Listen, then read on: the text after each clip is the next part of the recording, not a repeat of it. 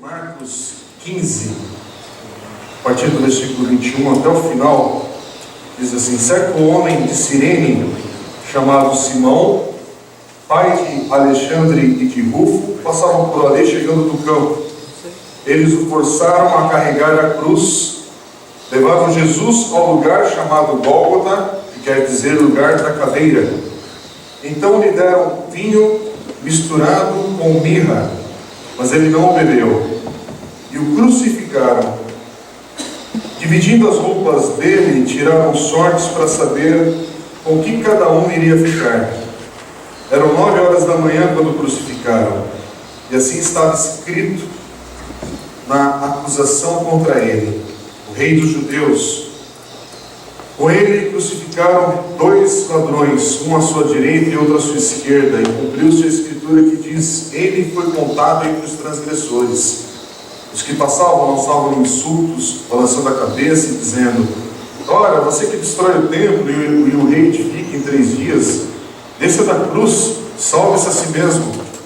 Da mesma forma, os chefes dos sacerdotes e os mestres da lei zombavam dele entre si, dizendo: salvou os outros, mas não é capaz de salvar a si mesmo. O Cristo, o Rei de Israel, desça da cruz para que o vejamos e creiamos. Os que foram crucificados com ele também o insultavam. E houve trevas sobre toda a terra, do meio-dia às 3 horas da tarde. Por volta das 3 horas da tarde, Jesus bradou em alta voz: Eloi, Eloi, lama sabachthani, que significa: meu Deus, por que me abandonaste? Quando alguns dos que estavam presentes ouviram isso, disseram: ouçam, ele está chamando Elias. Um deles correu, embebeu uma esponja em vinagre, colocou-a na ponta de uma vara e deu-a a Jesus para beber. E disse: deixe-no, vejamos se Elias vem tirá-lo daí. Mas Jesus com um alto brado expirou, e o véu do santuário rasgou-se em 2 partes, de alto a baixo. Quando o centurião que estava em frente de Jesus ouviu o seu brado e viu como ele morreu, disse: realmente, este homem era o Filho de Deus. Algumas mulheres estavam observando de longe. Entre elas estavam Maria Madalena, Salomé, Maria, mãe de Tiago, mãe jovem, e de José. Na Galiléia, elas tinham seguido e servido a Jesus. Muitas outras mulheres que tinham subido com ele para Jerusalém também estavam ali. Era o dia da preparação, isto é, a véspera do sábado. José de Arimateia, membro de destaque do Sinédrio, que também esperava o reino de Deus, dirigiu-se corajosamente a Pilatos e pediu o corpo de Jesus. Pilatos ficou surpreso ao ouvir que ele já tinha morrido. Chamando o centurião, perguntou-lhe se Jesus já tinha morrido. Sendo informado pelo centurião, entregou o corpo a José. Então José comprou um lençol de linho, baixou o corpo da cruz, envolveu-o no lençol e o colocou num sepulcro cavado na rocha. Depois fez rolar uma pedra sobre a entrada do sepulcro. Maria Madalena, Maria, mãe de José, viram onde ele fora colocado. Amém? Esse texto que a gente acabou de ler, essa passagem, ela é riquíssima, nunca se esgota a maneira como você pode abordar e destacar, pontuar, de fato, a riqueza desse texto, de detalhes, de informação e de palavra de Deus para a nossa vida. E mesmo que você não seja cristão, está aqui nos visitando hoje, está de passagem, mas veio em respeito, carinho por alguém que você ama, que está aqui, o Natal tem a ver com Cristo. Um monte de gente não coloca Cristo na história. Isso faz parte do contexto de mundo e de vida que nós estamos passando e vivendo e vivemos. Mas para nós da igreja cristã, do cristianismo, Natal tem a ver com Cristo. Sim, destacamos o seu nascimento, mas ele veio para esse dia. Ele veio para cumprir isso que nós lemos aqui hoje. Isso que nós lemos aqui hoje não é um acidente de percurso. A crucificação de Jesus, ela não é um acidente na história, e na história dele.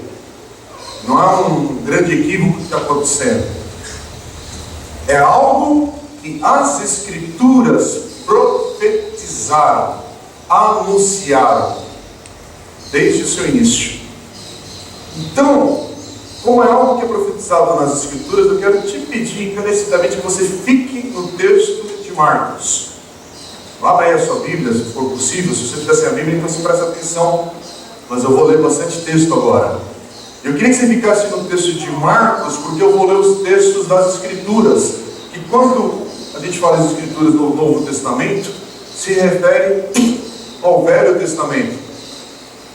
E o que é sério aqui, e aí de novo, é um desafio, no bom sentido, por favor, mas um desafio para você que estuda a Bíblia, que já é cristão, para se firmar mais ainda naquilo que nós cremos como a Bíblia sendo a palavra de Deus, e para você que está curioso, descobrindo ou pesquisando sobre a Bíblia. Porque eu te falo sem medo, ou esse livro é verdade, ou é uma piração coletiva de muita gente que diz que segue o que está aqui escrito, que diz que o que está aqui escrito, quando eu digo escrito, é o que está aqui sendo anunciado e proclamado. É uma piração maluca e coletiva, mas tem que ser muito bem arquitetado para durar tanto tempo, permear toda a história e você nunca encontrar nada igual. Nenhuma outra piração coletiva a partir de nenhum outro texto histórico, a partir de nenhuma outra fonte, de nenhuma outra referência como líder, como mentor, e não gerar o que tem gerado e tem provocado a palavra de Deus. Lembrando que aquilo que você chama de Bíblia, ou nós chamamos de Bíblia hoje, que está talvez na sua mão ou está no seu smartphone, é um conjunto de livros escrito em diferentes épocas por diferentes pessoas, para diferentes grupos de pessoas lerem. E como é que pode anunciar esse dia, esse momento? Pessoas que não estavam no mesmo timing da história, não estavam no mesmo momento da mesa, e estão anunciando profeticamente. E aí, de novo, se você não tiver preguiça, porque não é que nem fazer um Google, agora veja, isto é, as capas de Natal, ai, Jesus histórico, ai, Jesus não sei das quantas. Não, estou falando com profundidade e com seriedade, porque se você quer saber, há muita gente séria, eu digo pessoas que estudaram, se aprofundaram e que tem um know-how, que a gente fala, né? A expertise, para de fato falar sobre questões difíceis da Bíblia. Ué, lógico que tem questões difíceis de avaliar, mas a sua mensagem ela é clara, voltando para esse dia. Nisso não tem confusão. Nisso, desde o camponês, do iletrado ao mais culto da igreja, a mensagem é a mesma. A proclamação é a mesma, com o mesmo fim. É para você reconhecer esse Cristo, como Marcos anuncia no primeiro versículo de Marcos 1:1, que é Cristo, o Filho de Deus. Porque a grande questão, e eu vou repetir algo que foi domingo passado, que eu tenho falado aqui aos domingos nos últimos meses, anos. A grande questão é se você está de acordo com Marcos 1:1, não é com a Bíblia. Porque se você tiver uma questão com Cristo, o Filho de Deus, é daí que divide a sua história, a sua vida. É daí que está tudo que norteia a tua vida, tem a ver com esse versículo. E é dada a você a escolha, sim. É dada a você a opção de colocar o Cristo como seu Senhor, ou Cristo como continho de fadas, um duende gospel. Mas que brincadeira, porque ou ele é Senhor, ou ele é um ridículo. Ou ele é Senhor, ou somos um bando de fanáticos que seguem esse Senhor.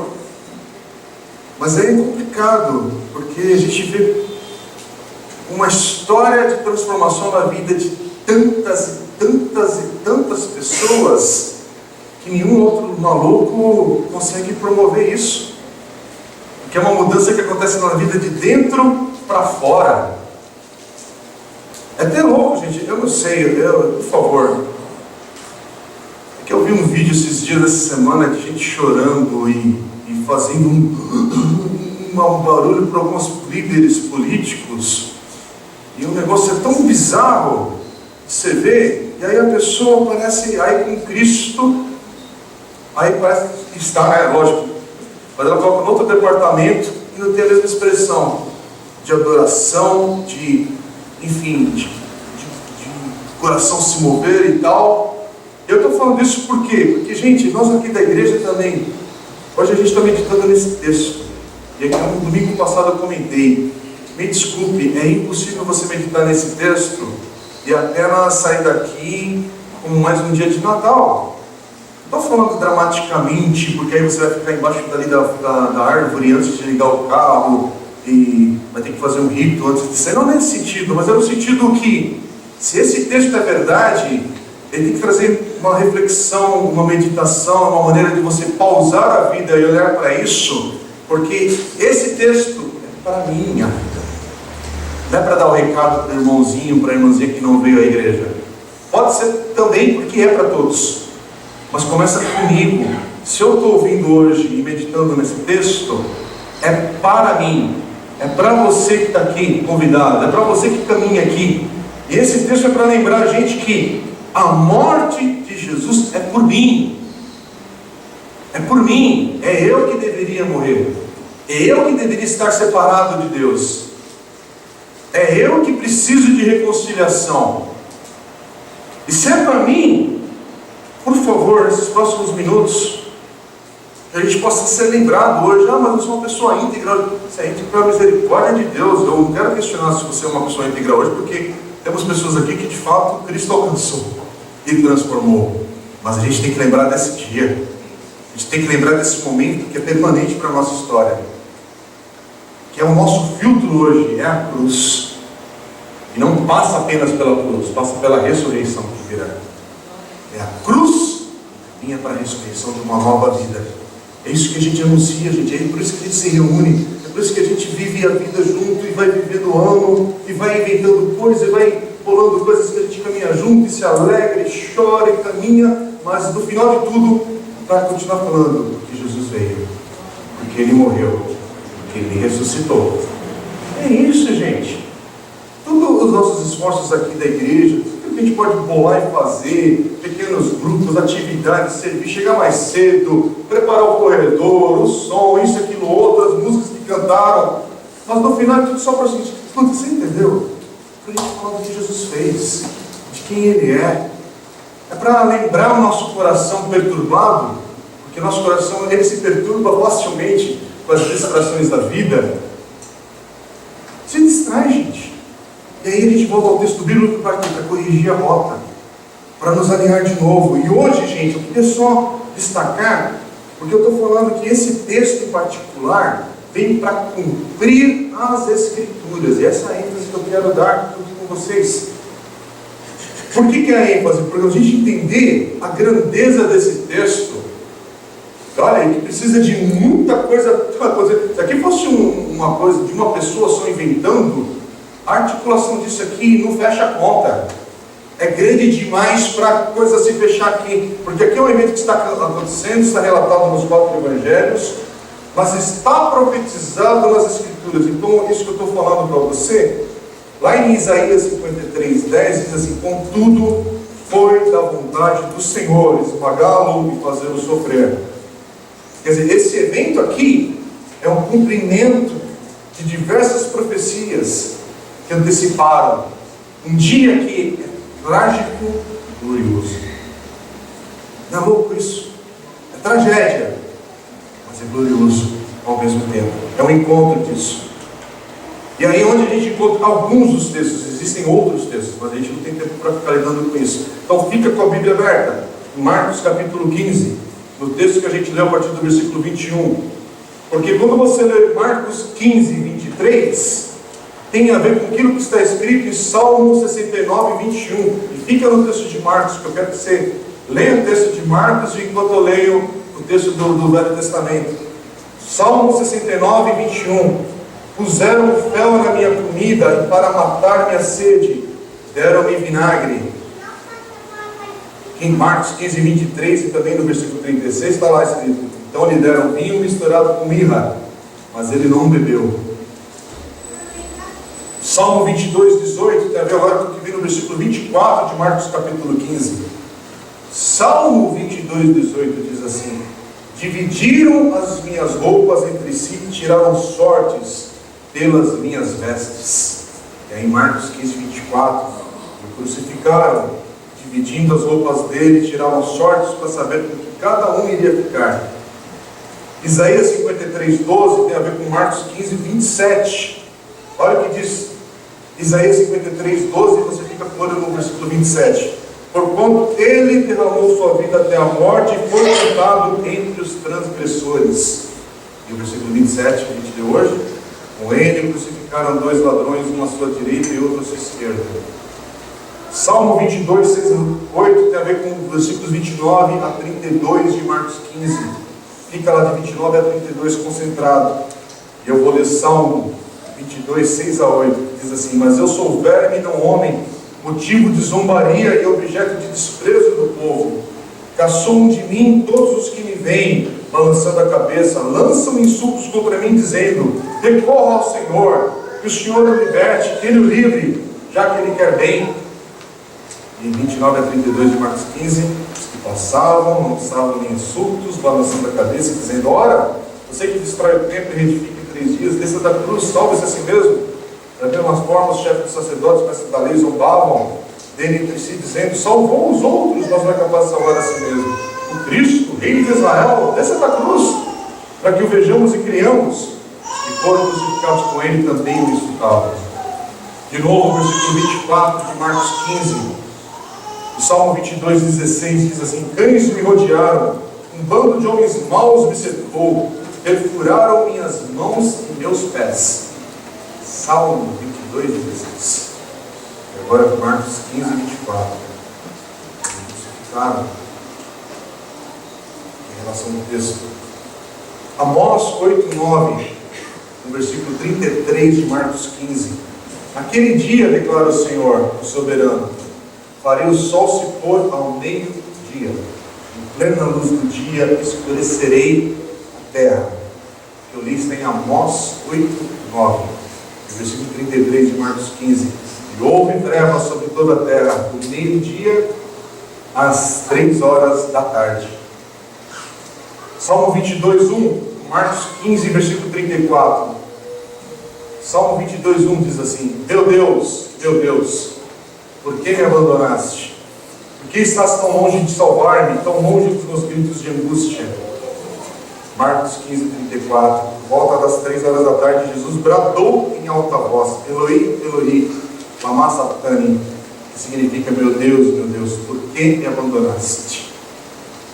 E para terminar, Isaías 53, 9, com Marcos 15, 43, também a ver com o versículo 46.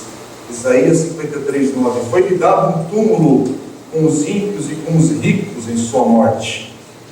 E aí o texto de hoje, de Marcos 15, finalzinho, versículo 43 e 46, que José de Arimateia, membro de destaque do Sinédrio, também esperava o reino de Deus, dirigiu-se corajosamente a Pilatos e pediu o corpo de Jesus.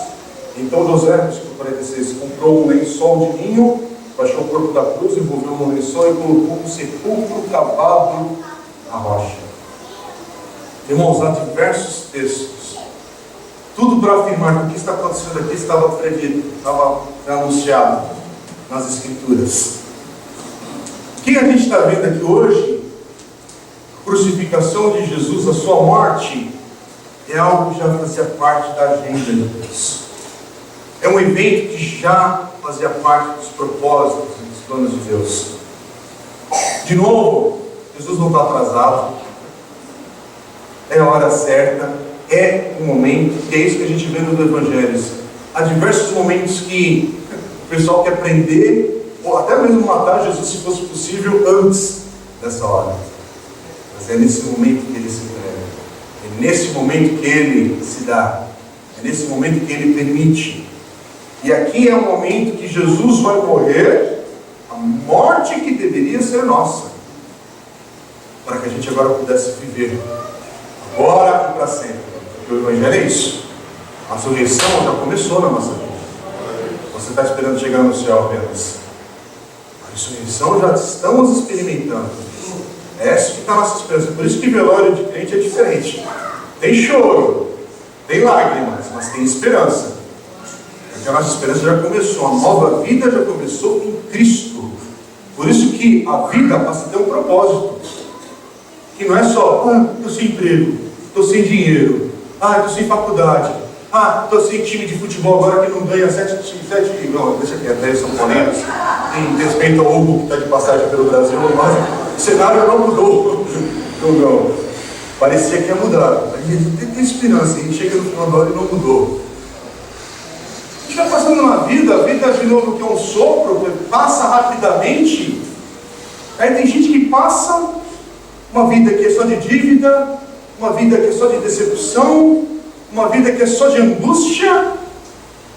Aí você vê jovens se matando, tirando a vida no momento que deveria ter mais expectativa e um anseio para viver, para vencer os desafios. Mas o cara está com 20 e poucos anos e está abalado pela vida. Não estou zombando, eu estou falando só porque é uma perplexidade, é uma ironia. Como assim, meu amigo? 18, 19 anos e aí Gilei tira a vida porque está angustiado. Como assim angustiado com 18 anos? Você tem angústias, mas espera aí, como isso não é trabalhado? Como isso não é levado para o lugar correto? Irmão, eu estou falando disso porque são assuntos que a gente tem que ficar perplexo, não é para achar normal. Cabra nem casou, nem teve filhos, mas já está angustiado. Isso é uma coisa maligna. E aí a pessoa ainda zomba dos princípios de Deus, do caminhar de Deus, e não entende que a vida está indo numa goela abaixo. Porque, meu amigo, a cada década, para não falar menos tempo, é surpreendente o que Deus faz na nossa vida, na nossa história. Eu vou fazer um exercício com todo mundo, já que estamos chegando no final do ano.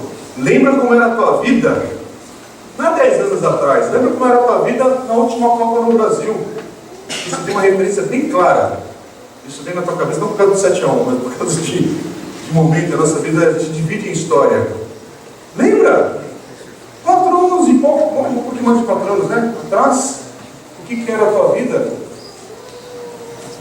Lembra o que aconteceu? Lembra os planos que você fez? Os grandes propósitos que você traçou e pensou e tal. E passaram-se, não um ano, passaram-se 4 anos. Vê direitinho o que você teve influência de fato. E o tanto de eventos e desdobramentos que você só foi como um vento. Você não consegue nem ter uma participação direta no bombardeio de coisas que vai acontecendo na tua história, na tua vida, porque a vida vem e vem. E uma coisa eu te digo com toda certeza: se não for o Senhor ao teu lado, você é esmagado. Se não for o Senhor a tua rocha, a tua segurança, você vai enfrentar decepções que é demais, é grande demais para o teu coração, é grande demais para a tua alma. Agora talvez tenha que vir uma coisa dessa, porque o teu orgulho é grande demais. O teu nariz empinado com os desdobramentos da vida é grande demais. E aí às vezes a vida vem com a sua força e com a sua fúria. A gente pode falar isso. E aí parece que nos mostra, peraí, é grande demais onde eu estou inserido. Porque, meu irmão, esse texto é para mostrar para a gente que nós estamos inseridos numa história que é muito maior do que a gente está vendo. Amiguinho, vamos viver governo novo no Brasil, mas sabe que a história que está aqui é muito maior do que o novo momento que o Brasil vai viver. Lógico, vamos que viver o momento que estamos vivendo e passar por ele, e vamos encarar com expectativa, orando por nossa nação, tudo. Mas a gente não pode esquecer, tanto se você está decepcionado ou se você está esperançoso. Não sei em quantos grupos você está hoje, mas a história que está diante de nós e que a gente está traçando e caminhando junto, ela é muito maior.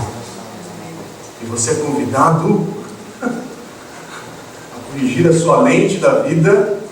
E é isso que o Evangelho faz. Quando você olha a vida, mas olha por meio do Evangelho, da Palavra de Deus, muda a sua maneira de olhar para a vida e falar assim: peraí, tem coisas que eu não compreendo. Por quê? Porque eu sou finito, eu sou limitado.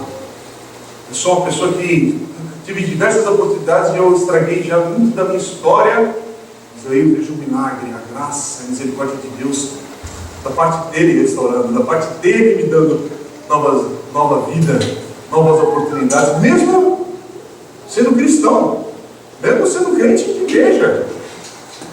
Mas a gente é expert em continuar dando espaço para aquilo que a gente chama do velho homem, né, ou da nossa carne. A gente fala muito disso, Paulo fala bastante disso no Novo Testamento. Mas de novo, gente, por que eu estou falando isso? Porque aqui é um momento que eu tenho que olhar para esse texto e entender que é o seguinte: antes de você chegar aqui na igreja, você viu na igreja porque você está passando por uma luta, e veio pedir oração, por não sei o quê. A gente ora, gente, a gente compartilha da vida, eu entendo tudo isso. Tem pessoas sim que precisam do milagre de Deus na sua vida nesse imediato, porque a situação ela é caótica. Só uma intervenção de Deus para reverter alguns processos terríveis que as pessoas estão vivendo. Mas, antes disso, meu amigo, antes disso, entenda que Jesus veio pela tua vida. Antes de qualquer coisa, ou você vai entrar num grupo de pessoas que receberam a bênção de Deus e desprezaram. E o Evangelho relata diversas histórias iguais a essa. Jesus cura, Jesus faz um milagre absurdo. E o que você espera? Uau, essa pessoa agora o segue. Não, essa pessoa pega o seu caminho. A bênção eu já consegui. É o Evangelho mais tupiniquim possível. Tupiniquim não, Tabajara, né? É o Evangelho Tabajara, que tem gente que já não está mais sintonizada com essa época, né? A piada fica velha, né? Mas de novo, por quê? Porque inclusive tem pessoas que usam a palavra de Deus para anunciar esse Evangelho Tabajara para um monte de gente que vai comprando a ideia e parece que o Evangelho vira uma grife em vez de um selo do Espírito Santo na vida da pessoa, que mostra um caráter renovado, uma vida transformada, valores que agora tem que olhar no reino de Deus. Mas não, o cara fala que tem reino de Deus, que tem o Senhor, que o coração é ganancioso, o coração é egoísta, o coração é amargo, o coração não é generoso, a boca fala e todo mundo se afasta. Que isso? Que inversão de coisas é essa com o nome de Deus? E aí eu estou falando isso, irmãos, porque Jesus, esse momento é nosso. E Ele vem para ser o nosso substituto. Por favor, não pensem que Jesus está fazendo aqui, Ele precisava fazer para Ele mesmo. Não. Ele está vindo aqui porque Ele aqui se manifesta naquilo que Paulo vai falar, que Ele é o nosso verdadeiro Cordeiro Pascual. Aquele Cordeiro que tinha que ser morto em Êxodo capítulo 12, é Jesus agora, sendo nosso substituto. É Ele nos salvando no derramamento do seu sangue. É Ele nos selando no meio do seu sangue. É Ele sendo não apenas nosso substituto, mas é Jesus sendo a nossa propiciação. Quer dizer, é Ele que está encarando, Ele está tomando, levando sobre si a nossa condenação. Irmãos, é muito sério. Jesus, nesse momento, Ele está levando a ira de Deus sobre Ele. É um sofrimento que está acontecendo aqui, que é físico, mas é espiritual. A angústia é muito maior do que apenas a perfuração do seu corpo, e que já é terrível. Mas saiba de uma verdade que o Evangelho afirma. Afirma não com uma frase, afirma com tudo que é proclamado. Jesus não é um mártir. Tire isso da sua cabeça. Jesus não é um mártir, um herói pendurado na cruz. Jesus é o nosso Salvador. E neste momento Ele experimenta a ira divina para satisfazer a santidade e a justiça de Deus. É muito sério, porque hoje a gente prega o Evangelho às vezes que omite a santidade e a justiça de Deus que foram satisfeitas já em Jesus. É por isso, meu amigo, que a satisfação do coração de Deus não depende de oferta, não depende de ser vestido igual os judeus se vestem, celebrar festa com castiçais e não sei mais o que. Tem uns outros nomes aí de coisa que o pessoal usa. essa mania esquisita que a pessoa está judaizando coisas. Não, o coração de Deus já está satisfeito por causa de Jesus. E é tão sério, tão sério, tão sério, que Jesus teve que morrer. Porque não é brincadeira satisfazer o coração de Deus no sentido não maquiavélico, não uma coisa esquisita, né? Não é nem essa palavra, uma coração, uma perversidade, uma coisa, sei lá o que desse Deus. Não é isso. Aí a gente tem que ter mais calma e paciência em outro momento e conversar mais sobre os princípios da santidade de Deus que nós quebramos lá atrás, como humanidade. Até isso, meu amigo, se você vê tanta coisa errada no mundo que você não sabe justificar, o Evangelho fala sobre isso. Nós quebramos lá atrás alguns princípios. É isso que nós chamamos de pecado. É lá atrás que começa o problema, mas aqui está sendo satisfeito em Jesus. Em Jesus, é Ele e apenas Ele. Não acrescente absolutamente nada a Cristo, a cruz, do seu sangue derramado ali. Por favor, qualquer coisa que você acrescente ali para satisfazer o coração de Deus, você está errado. Então, vou falar outra palavra. Blasfêmia contra o Senhor. Você não entender a suficiência em Cristo.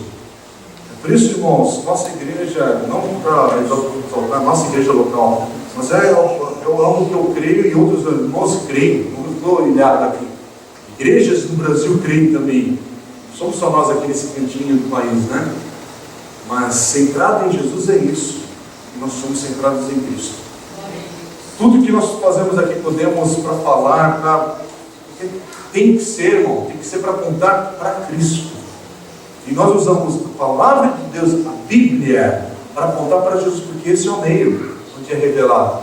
Nós não adoramos a Bíblia.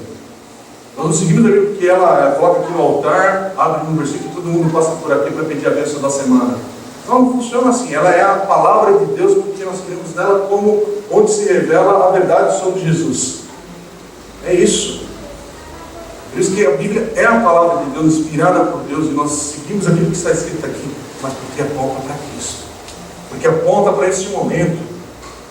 É por isso que nós chamamos e afirmamos que Jesus, Ele é a nossa reconciliação.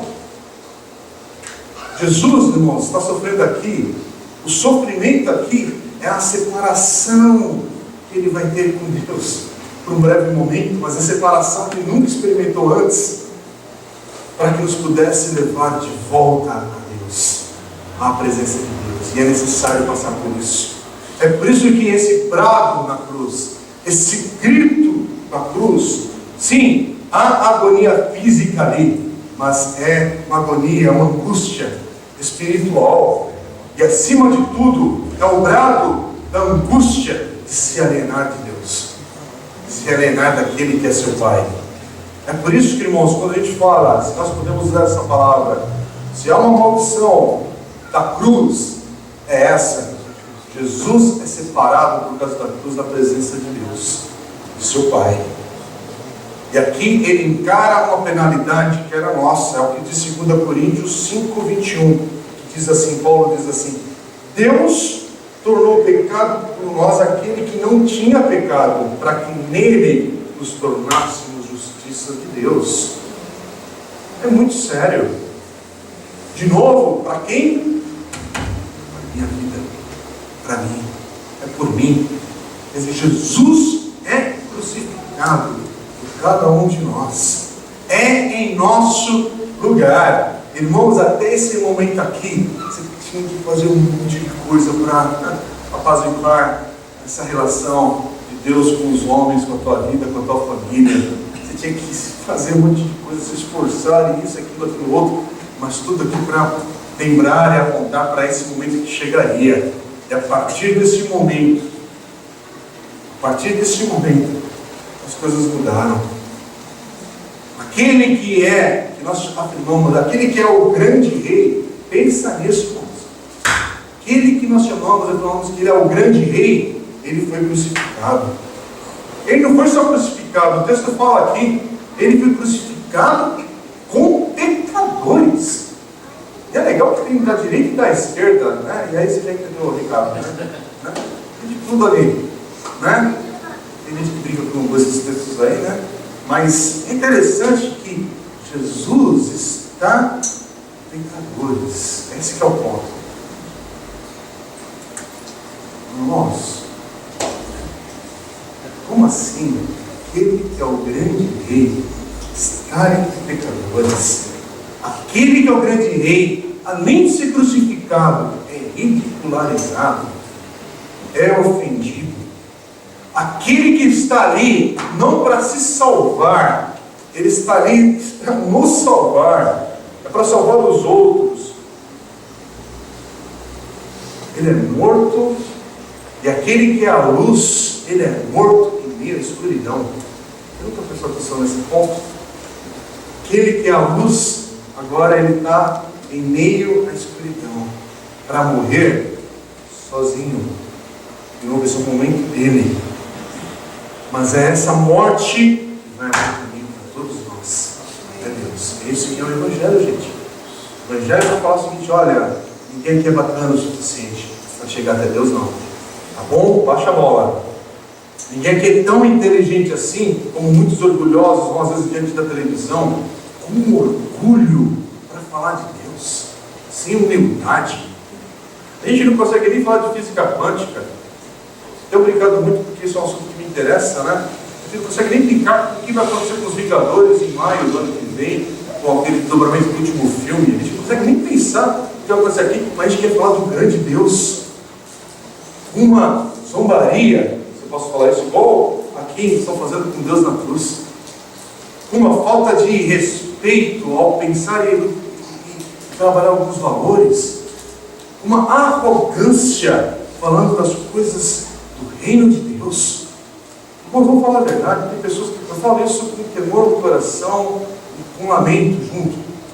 As pessoas que falam, que desprezam a palavra de Deus e a Bíblia com uma postura que, meu amigo, você não entendeu. Você não entendeu que para se aproximar do Senhor, da sua palavra, nós nos aproximamos com uma reverência humilde. E é nisso que Deus caminha na nossa direção também. Porque ninguém se aproxima de Deus com o coração soberbo. Irmãos, aqui nos Evangelhos tem algo que é falado sobre 7 frases de Jesus na cruz, que estão em diversas passagens nos 4 Evangelhos. Eu não vou ler tudo, aliás, não vou ler essas passagens porque o Evangelho de Marcos não aborda isso, mas só para você saber. Nos outros relatos tem particularidade diferente daquilo que Jesus fala na cruz e é registrado.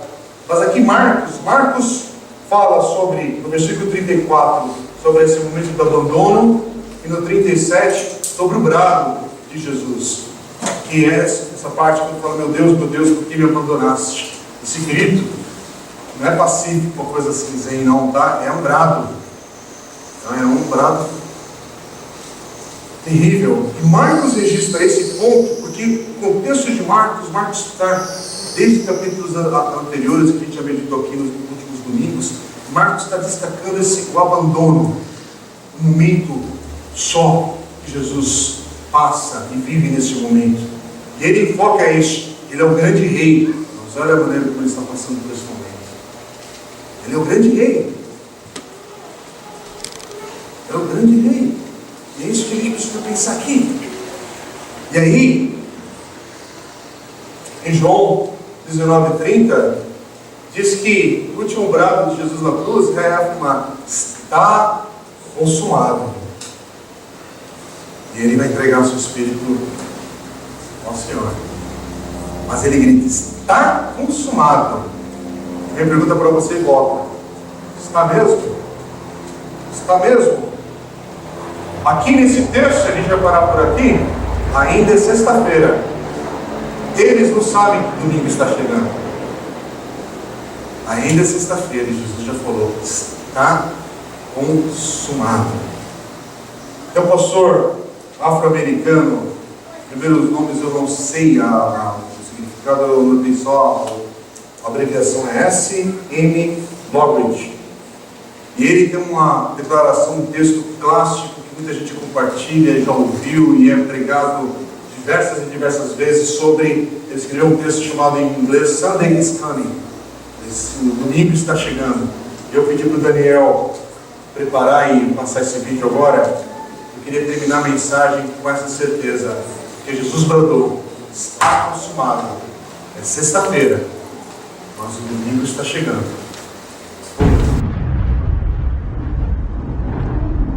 It's Friday. Jesus is praying. Peter's sleeping.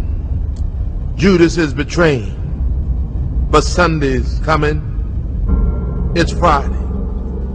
Pilate's struggling. The council is conspiring. The crowd is vilifying. They don't even know that Sunday's coming. It's Friday.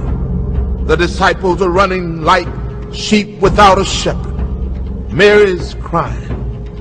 Peter is denying. But they don't know that Sundays are coming. It's Friday. The Romans beat my Jesus. They robe him in scarlet. They crown him with thorns. But they don't know that Sunday's coming. It's Friday. See Jesus walking to Calvary. His blood dripping. His body stumbling. And his spirit's burdened. But you see, it's only Friday. Sunday's coming. It's Friday. The world's winning. People are sinning. And evil's grinning. It's Friday. The soldiers nailed my Savior's hands to the cross. They nailed my Savior's feet to the cross. And then they raised him up next to criminals. It's Friday. But let me tell you something. Sunday's coming. It's Friday. The disciples are questioning what has happened to their king. And the Pharisees are celebrating that their scheming has been achieved. But they don't know it's only Friday. Sunday's coming. It's Friday. He's hanging on the cross, feeling forsaken by his Father, left alone and dying. Can nobody save him? Oh, it's Friday, but Sunday's coming. It's Friday. The earth trembles. The sky grows dark. My King yields his spirit. It's Friday. Hope is lost. Death has won. Sin has conquered. And Satan's just a laughing. It's Friday. Jesus is buried. A soldier stands guard. And a rock is rolled into place. But it's Friday. It is only Friday. Sunday is a coming.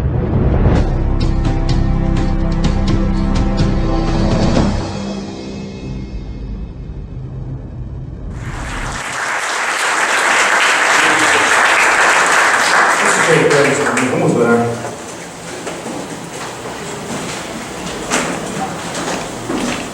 O texto de hoje a gente está terminando. Jesus morreu. É sexta-feira. Ninguém sabe, mas o domingo está chegando. E hoje queria te deixar no coração, lógico, a esperança. A esperança porque nós vamos cumprir esse texto. Mais uma mensagem e terminamos. Evangelho de Marcos. Vamos terminar com certeza.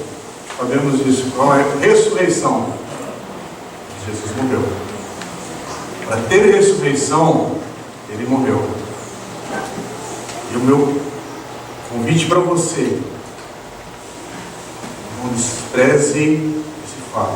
Jesus morreu. Contrário com o Natal, que a gente fica falando que Jesus nasceu. Mas não dá para falar que Jesus apenas nasceu. Jesus nasceu e ele morreu. Por mim e por você. E há um peso nisso sim. A gente olha para isso e fala, ele é o meu Salvador. Ele é o meu grande rei. E você responde, ou você despreza essa cruz, ou você se rende a esse que é o teu Salvador. Com graça e misericórdia, ele estende a você somente. Ele te chama, siga-me, siga-me. Esse é o convite que Jesus fez a todos os seus discípulos. Ele começava, siga-me. Ele perguntava, mas você é um viciado. Ele perguntava, você é um adúltero. Ele não perguntava antes, mas você não é dizimista da igreja. Você não é de igreja nenhuma, aliás. Você é um cético, você é um ateu. Você... Não. Jesus olhava para a pessoa como ela estava. Falava, siga-me. Agora, ela vinha como estava. Mas o poder do Espírito Santo, o poder de Jesus ali, transformava. E ninguém permanece o mesmo andando com Jesus. Ele transforma, ele perdoa, ele restaura, ele muda esse pouco, muitas vezes o nosso coração manifesta em vida abundante.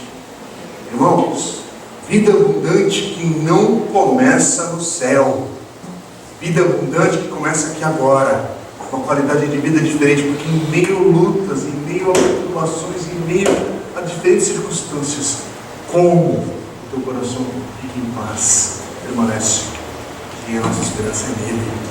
Amém. Não são as circunstâncias. Então hoje a gente vai clamar. Hoje a gente vai clamar pelo nome de Jesus. Por quê?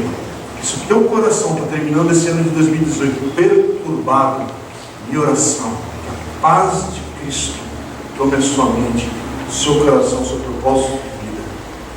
Que a tua mente seja transformada pela mente de Cristo, porque Paulo nos exorta a termos. Inclusive, cristãos da igreja, nós precisamos ter a mente de Cristo, não é a mente do batista, não é a mente do assembleano. Precisamos ter a mente de Cristo. E é isso que a gente precisa. Nós estamos chegando no final do ano. Pondera as coisas que você tem vivido. Deus está presente. Deus tem sido Senhor. Jesus é o Senhor e Salvador da tua história nesse momento do ano agora. Então você agora com Deus, eu te convido a orar apenas, porque é teu coração com o Senhor. Então coloca a tua vida diante do Senhor agora. Coloca a tua vida diante de Deus.